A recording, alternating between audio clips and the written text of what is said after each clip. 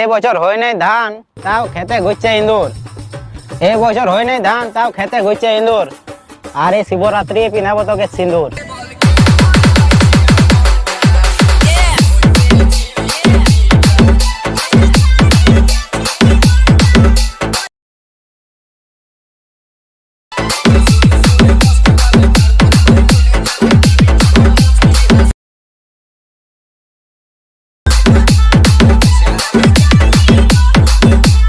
यार बस एक ही चीज कहूंगा कि अगर ये वीडियो आपको जरा सी भी अच्छी लगे तो प्लीज यार इस वीडियो को लाइक करना, और जिन लोगों ने पहले से सब्सक्राइब कर रखा है उनको दिल से सलाम, और जिन्होंने सब्सक्राइब नहीं किया है वो प्लीज चैनल को सब्सक्राइब कर ले।